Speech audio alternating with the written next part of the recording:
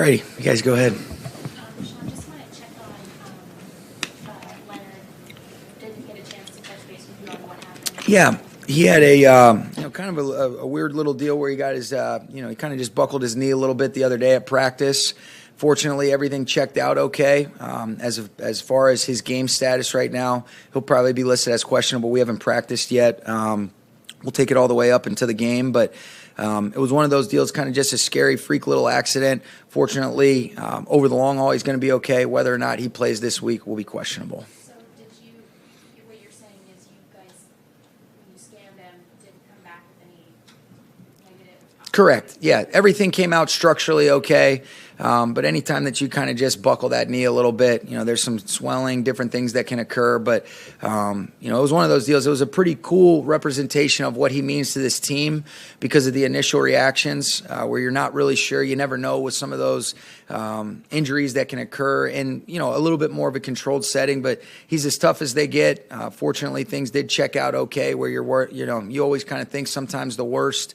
And thank God that wasn't the case. Whether or not he goes this week, we're kind of keeping our fingers crossed, keeping all options available. Sean, if he can't go on Sunday, what does that mean for the outside linebacker rotation as far as we get? Yeah, we're working through that right now. Obviously Justin Hollins and Terrell Lewis will get the bulk of the workload. Kiera Thomas is a guy that's going to be ready. He did a great job of being able to earn a spot based on how he's played throughout training camp. And so what that other position looks like if we do bring up a fourth if Flo can't go, we're kind of working through that right now. Van will be out this week, yeah. So he's making great progress, Gilberto, but, really looking forward to when we can get him back. He looks physically great, but when they give us the thumbs up, he'll be out there and he'll be ready to roll. How about with the long snapper situation? You got 2 matches. Oh, yeah. Yeah, I think our original Matt Orzic is going to be okay. He's worked through it. Overton's done a good job coming in and, executing at a really high level, but we're anticipating that Matt Orzic will be able to go. How about Joe? Joe's going to practice today. He's made good progress, Gary, and really it was one of those deals where towards the end of the game he kind of got rolled up on. Was able to finish the game, which is always a good sign. He's had a great week of recovery, and I would be, I'm guessing that he's going to play. That's what I'm leaning towards. All right, Fridays are easy. Okay. Go ahead, Jordan. Just overall, how your guys approach this week, not just the start of the week where everyone's fired up and obviously coming out hot and everything, but as the week progresses and the studies kind of get deeper, how is everyone?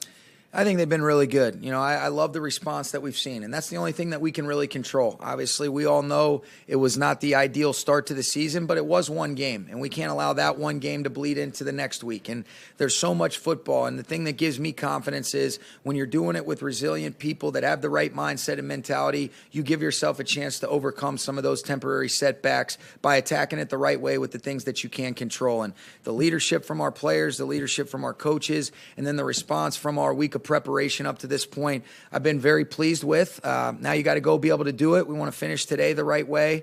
Kind of then just put the final touches on the plan on Saturday, and then let's go out and play fearless, with the ability to just play to the best of our ability and see what happens against a really good football team that I have a lot of respect for when you watch what they did against New Orleans, what they've done through the preseason, and the way that Arthur Smith's really put his stamp on the identity of this football team. With your opener having been played more than a week ago now, does it seem like it's been forever to get? Hell yes.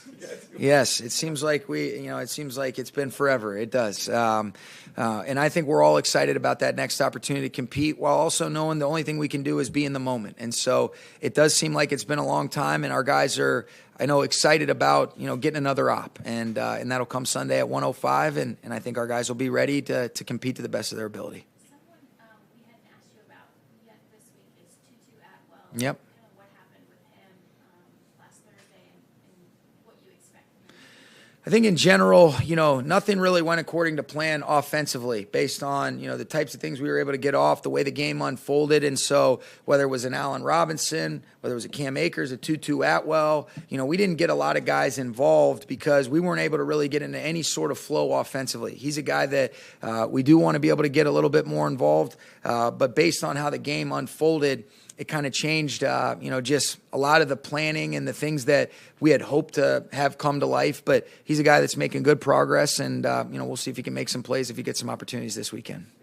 Part of that, is, I think, you will tell me, with young players especially, when they get an opportunity, they need to capitalize on that. Sure. I mean, like, if you're starting early, let's get him involved, and there's a drop, Yep. that's going to have an impact also on how involved he might be, right? It does, but you don't want to give guys such a short leash, especially at the receiver position, Gary, because sometimes, the game's kind of going, you haven't really gotten in the flow, and then your first touch is one of those, and then you never get another opportunity. I think that's tough for those guys. So you do want to have a little bit of grace. I have confidence that he can make those types of plays, but you do want guys absolutely to be able to capitalize on their ops. But I don't want to have such a short leash, especially with a position that, it's sometimes hard to be able to get those guys involved, and then you get one op, and then you say, okay, that's it for you. We try to be a little bit more open-minded in that, but I understand exactly what you're getting at and want him to maximize those opportunities. And I think a lot of the decisions and the opportunities, have to be reflected in some of the decisions that I can help make for our players as well.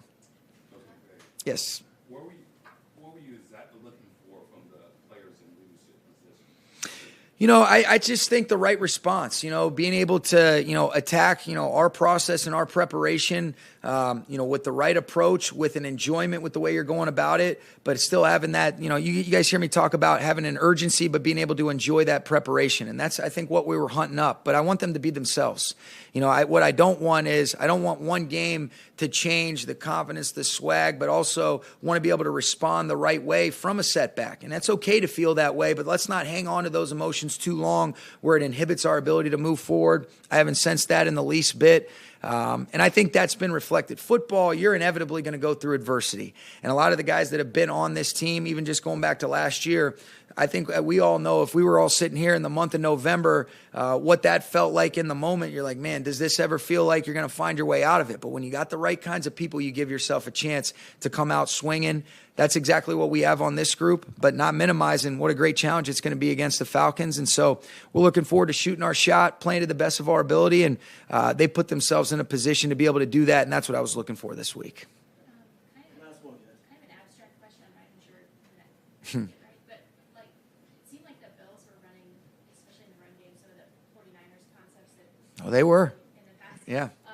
And so I wonder, what the life cycle of something like that in your experience over the last few years, the life cycle of one play or one concept that you see over and over and over again, especially as the year begins. Sure. And then the adjustment, what that whole process is like. Yeah, I think in a lot of instances, I steal plays from other teams all the time. If you feel like it fits within the framework of your players, and then does it give you an answer to attack some of the schemes specific to their front structure, their front mechanics, and that was a scheme that San Fran has done. A lot of teams around the league are running those types of things, but it enabled them to be able to get some leverage at the point of attack on some of those perimeter type runs. Really it's a week to week thing, but I thought our guys did a good job as the game unfolded, kind of being able to adjust once we felt like, all right, there's a handful of run concepts that have given us maybe some problems in the past. And you've always got to continue to make sure that you look at yourself first and foremost, whether that's problems that we've seen defensively from an offensive perspective or problem plays offensively from a defensive perspective, because if you don't get it fixed, they're going to continue to show up. And to the Bills' credit, they did a good job of executing on a couple of those, but I also like the way that our guys adjusted and adapted, and that's where it's a good reminder for us as coaches that, hey, even though that might not be something that's in alignment with what the Bills have done, and the openers are always a little bit different, Jordan, but got to make sure that we're, first worrying about ourselves, all right, and then being able to do the things that we're anticipating seeing from the opponent. Sorry. Go ahead.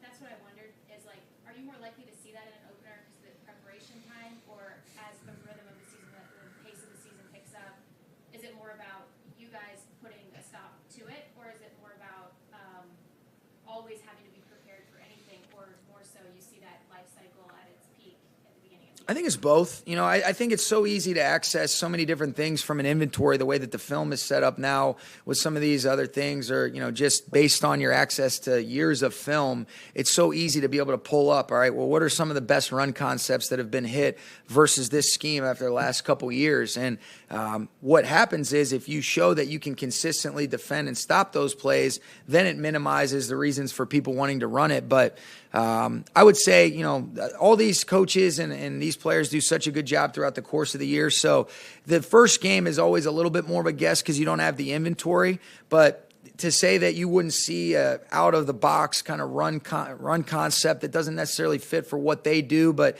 if they feel like it fits to attack our defense, those are certainly things that definitely come up.